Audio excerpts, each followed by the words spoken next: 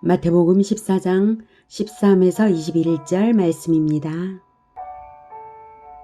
예수께서 들으시고 배를 타고 떠나사 따로 빈들에 가시니 무리가 듣고 여러 고을로부터 걸어서 따라간지라.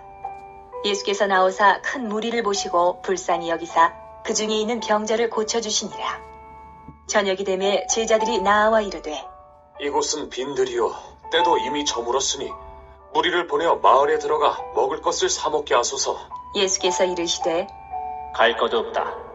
너희가 먹을 것을 주라. 제자들이 이르되 여기 우리에게 있는 것은 떡 5개와 물고기 2마리뿐이니이다. 이르시되 그것을 내게 가져오라. 하시고 무리를 명하여 잔디 위에 앉히시고 떡 5개와 물고기 2마리를 가지사 하늘을 우러러 축사하시고 떡을 떼어 제자들에게 주시매 제자들이 무리에게 주니 다 배불리 먹고 남은 조각을 12바구니에 차게 거두었으며 먹은 사람은 여자와 어린이 외에 5,000명이나 되었더라. 사랑하는 형제 여러분, 11월 23일 월요일 저녁 묵상에 오신 것을 환영합니다. 천국의 왕이신 예수님께서 천국을 건국하시는 중이십니다. 산상수훈으로 천국 법을 선포하신 후에 천국 백성을 확장해 가십니다. 예수님이 가시는 곳에서는 많은 이적들이 나타나서 천국이란 어떤 것인지 맛을 보여주고 계십니다. 특히 본장에서는 12절까지의 내용에서 세상왕 헤롯의 잔악함과 그리고 13절부터 해서 천국왕 그리스도 예수님의 자비로 섬기시는 모습이 대조되고 있습니다. 오늘 읽은 본문에서도 놀라운 이적이 나타나죠.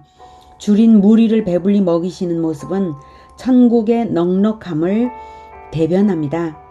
헤롯의 생일잔치에서는 세례 요한의 머리를 소반에 담아 악인들의 영적 디저트를 삼았지만 말입니다. 이렇게 성경이 같은 장에 대조적인 사건을 배치하는 데에는 은연중에 깨닫도록 하는 의도가 있습니다. 13절에 예수께서 들으시고 라는 이 부분은 맥락을 생각지 않으면 있어도 그만 없어도 그만인 말처럼 여겨지는데요. 악한 왕 헤롯의 행위를 들으시고 예수께서는 천국 왕의 면모를 보여주시고 계시다는 그런 뉘앙스가 느껴집니다. 14절에 큰 무리를 보시고 큰 무리가 병고침도 받았고 또 설교도 들었겠죠? 시간이 흘러서 저녁이 되었습니다. 제자들이 예수님께 말씀드립니다. 이곳은 빈들이어서 사 먹을 데가 없고 날도 저물었으니 무리를 보내어서 마을로 들어가서 먹을 것을 사 먹게 하소서.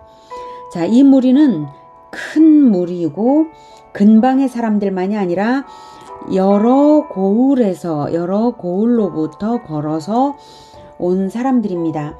대부분 먼 데서 걸어온 가난한 사람들인 것이죠.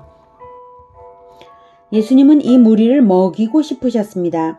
그리고 제자들이 예수님의 마음과 같기를 원하셨습니다. 그래서 16절에 갈 것 없다. 너희가 먹을 것을 주라. 그러자 제자들이 여기 우리에게 있는 것은 떡 5개와 물고기 2마리 뿐이니이다. 예수님이 그것을 모르실 리는 없으시죠.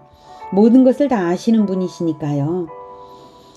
예수님이 재정적인 것에 관여는 안 하신 것 같지만 그것을 모르실 리는 없습니다. 예수님은 우리가 가진 것이 부족하다는 사실을 다 아시지만 그런 중에도 제자들이 세상을 먹이고 싶어 하기를 원하십니다. 그리고 세상을 먹일 자원을 하나님께 구하는 원리를 행동으로 가르치십니다. 18절에 그것을 내게 가져오라. 대가 지불을 하라는 의미죠. 하나님께 구하기에 앞서 원하는 것을 얻기 위해서는 구하는 자의 대가 지불이 필요합니다. 그리고 하나님께 구할 때 예수님의 이름으로, 즉 예수님을 통하여 얻는 것이므로 그것을 내게 가져오라 하셨습니다. 예수님께 집을 내서 예수님이 쓰실 때에 하나님께서 공급하시는 것을 이제 예수님은 보여주실 것입니다. 19절에 무리를 명하여 잔디 위에 앉히시고, 이적이 나타난 다음에야 무리를 명하신 것이 아니라 잔디에 앉히신 것을 명하기를 먼저 하셨다는 것은 이미 구한 것은 받은 줄로 믿고 믿음의 선언을 먼저 하는 실천 원리를 가르치시는 것입니다. 그랬더니 기적이 일어났습니다.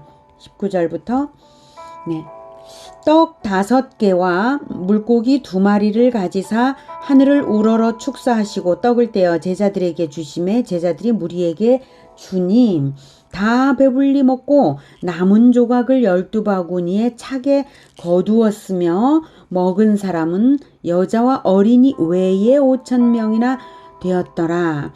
5,000명은 남자들의 숫자만이죠. 여자와 어린이 외에니까요. 그래서 5,000명을 기준으로 한산 어림짐작을 해볼 때는 적어도 15,000명 정도 될 수 있지 않을까, 이렇게 짐작도 되는 부분입니다. 자, 이 사건은 예수님이 그리스도라는 표적으로서 가장 많은 사람이 직접 체험된 사건일 것입니다. 10,000명 이상 한꺼번에 예수님의 기적을 직접 보고 자기들이 먹고 체험했으니까요. 구약시대의 엘리야가 사르밧 과부로부터 양식을 나눔받을 때에 과부의 기름병과 가루통이 늘 찼었죠. 비우면 채워지고 비우면 채워지고 했던 그 기적이 이스라엘 사람들에게 다 알려졌고, 이스라엘 사람들은 누구나 그것을 그리스도의 예표로 기억을 하고 있습니다. 또 엘리사는 더욱 많은 사람을 먹인 일이 있습니다. 열왕기하 4장 42에서 44절, 한 사람이 바알살리사에서부터 와서 처음 만든 떡 곧 보리떡 20개와 또 자루에 담은 채소를 하나님의 사람에게 드린지라, 엘리사에게 드린 거죠. 그가 이르되 무리에게 주어 먹게 하라. 그 사환이 이르되 내가 어찌 이것을 100명에게 주겠나이까 하나, 엘리사는 또 이르되 무리에게 주어 먹게 하라. 여호와의 말씀이 그들이 먹고 남으리라 하셨느니라. 그가 그들 앞에 주었더니 여호와께서 말씀하신 대로 먹고 남았더라. 아멘. 이런 구약의 예표들보다 더욱 넘치는 수준의 증거로서 예수님은 그리스도이심을 보여주신 것입니다. 대중은 이 사실에서 반드시 예수님은 그리스도이심을 깨닫고 왕으로 영접하여 따라야 할 것입니다. 자, 더 중요한 것은 예수 제자인 우리가 이 사실에서 무엇을 배울 것인가 하는 것이죠. 저는 이렇게 봅니다. 첫째로, 세상을 먹이기를 원하라.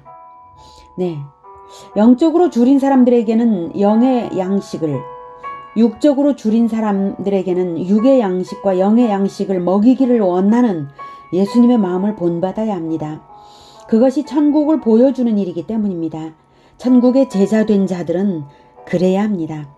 두 번째, 마중물이 될 대가지불을 하라.